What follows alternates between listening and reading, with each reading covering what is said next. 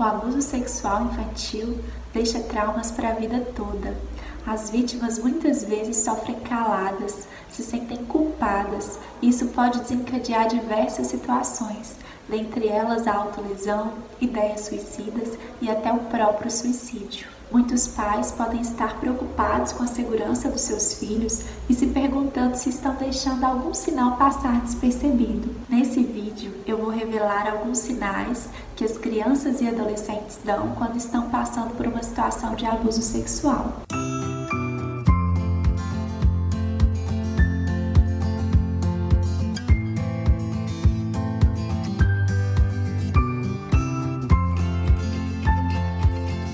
Olá, espero que você esteja bem. Meu nome é Tainá Ferreira, eu sou psicóloga, seja muito bem-vinda ao meu canal. No vídeo anterior eu falei sobre formas de prevenção do abuso sexual infantil. Inclusive, se você não tiver assistido, eu vou te convidar a assistir assim que terminar esse vídeo. Eu vou deixar o link na descrição. A criança não é tão verbal quanto o adulto. A forma que a criança encontra de demonstrar o que ela está sentindo, o que ela está vivenciando, é muitas vezes através de uma brincadeira, através de desenhos. Mesmo que a criança e o adolescente não verbalizem o que eles estão passando, eles sinalizam de alguma forma. E nesse vídeo eu vou te contar quais são esses sinais. O primeiro sinal são mudanças no padrão comportamental. Geralmente mudanças bruscas, repentinas, radicais. Então, uma criança que antes era mais agitada, conversava com todo mundo, mais extrovertida, fica introvertida, mais quieta, mais no canto dela, ou às vezes uma mudança de comportamento com alguém em específico.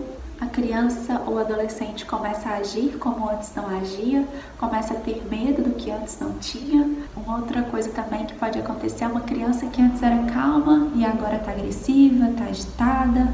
Eles podem apresentar pânico ou rejeição a alguém, e aí a família começa a estranhar e a perguntar: por que você não quer ficar perto de fulano? Vai lá, cumprimenta ciclano, senta perto de fulano.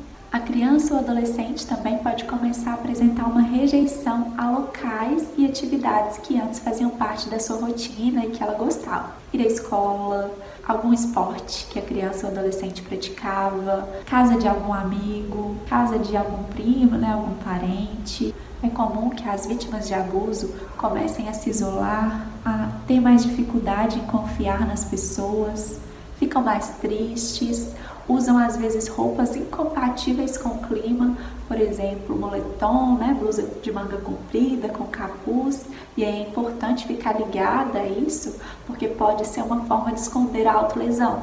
É comum também que a vítima fuja do contato físico, mas a proximidade excessiva também é um sinal.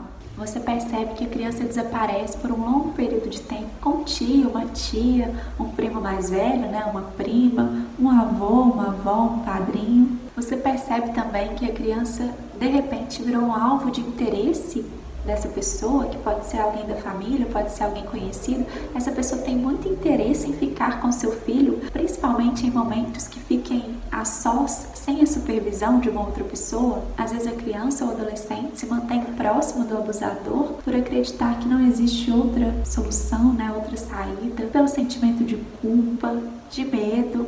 Então, embora seja menos comum, esse também é um sinal. Um outro sinal tem a ver com as questões de sexualidade. Então a criança começa a reproduzir aquilo que ela vivenciou com outra criança. Como eu sempre falo, é importante estar atento ao brincar da criança.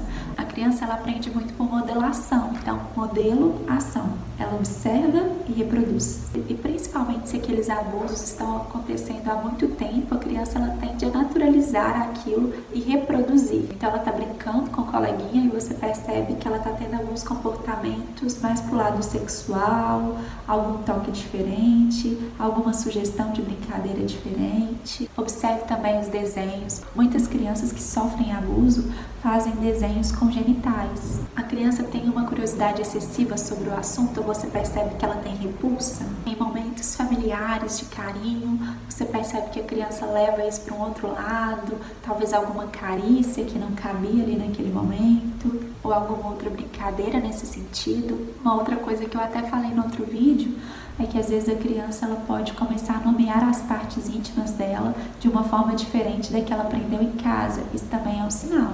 Então, se meu filho está se referindo às partes íntimas de uma outra forma, onde que essa criança aprendeu isso? Com quem ela aprendeu? Por isso, a educação sexual é extremamente importante. Lembrando que quando a gente fala de educação sexual, a gente não se refere a ensinar práticas sexuais para criança ou adolescente, e sim de nomear as partes íntimas, de entender qual que é o limite do meu corpo e qual que é o limite do corpo do outro. Então, aqui não podem tocar em mim, aqui eu não posso tocar no outro. Um outro sinal é a regressão. É quando a vítima começa a recorrer, ou a voltar em comportamentos antigos, comportamentos que já tinha abandonado, comportamentos mais infantis. No caso da criança, vamos pensar que a criança já tem um controle, não faz mais xixi na cama, e aí de repente ela volta a fazer xixi na cama, tem interesse novamente pela chupeta que ela já tinha parado de usar. Etapas do desenvolvimento que essa criança ou que esse adolescente já tinha avançado, de repente começa a regredir. Então é importante estar atento a esse sinal. Outras alterações também podem se fazer presentes e ser um sinal, como desempenho escolar. Então a criança que antes tirava notas boas, tinha interesse pela escola, começa a apresentar um baixo desempenho escolar, mudança na alimentação, começa a comer em exagero ou diminuir a quantidade de comida, concentração, sono. Então a criança que antes dormia tranquilamente começa a ter insônia, começa a ter muito pesadelo. Pode acontecer mudanças na aparência também, desde um corte de cabelo, uma mudança na cor do cabelo, ou de repente começar a se vestir de uma forma menos vaidosa, ou menos vaidoso. Às vezes os adolescentes diminuem a sua vaidade na intenção de parar com aqueles abusos, porque de certa forma eles entendem que eles têm culpa por aquilo que está acontecendo. Então talvez se eu não estiver tão bonito ou tão bonita, tão atraente, os abusos parem de acontecer. Ou ainda pode acontecer uma sexualização, então um comportamento mais sensual, uma certa adultização, uso de maquiagem excessiva, batom. Lembrando que esses são só alguns sinais de alerta. A gente precisa avaliar se aquilo foge do padrão comportamental daquela criança ou adolescente. E por último, tem as questões físicas. As marcas físicas, inclusive, se constituem enquanto prova para a justiça. Existem vítimas que contraem infecções sexualmente transmissíveis, gravidez. Os abusos podem provocar traumatismos, lesões, roxo, vermelhidão, inchaço na região genital ou anal. É importante estar atento também se a criança sente dor ao urinar, ao evacuar. É necessário estar atento também às roupas da criança.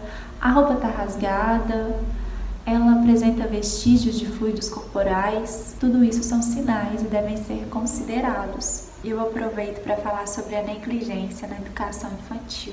A maioria desses abusos acontecem dentro de casa. Crianças em situação de negligência passam horas sem supervisão. Muitas vezes o cuidado é terceirizado. Essa terceirização de cuidado ela deve ocorrer com muita cautela. Às vezes a pessoa que está responsável ali pelos cuidados da criança não está tão envolvida na educação e no cuidado mesmo daquela criança. E aí muitas vezes ocorre o uso excessivo de telas.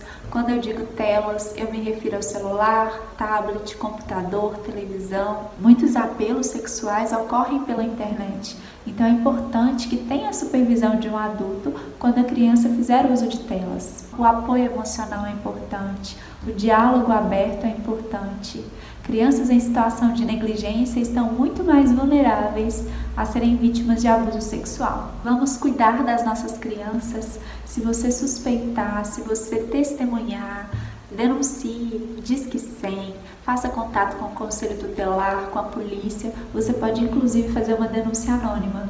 O importante é que você não se omita, denuncie, faça a sua parte. Se você tiver dúvidas, você pode também conversar com um profissional especializado, um psicólogo, um pediatra, um professor, porque a forma como você vai lidar com esse tema na conversa com a criança faz toda a diferença na forma como a criança vai lidar com esse ocorrido. Se a criança te contar, se for uma situação inesperada, como reagir, o que fazer?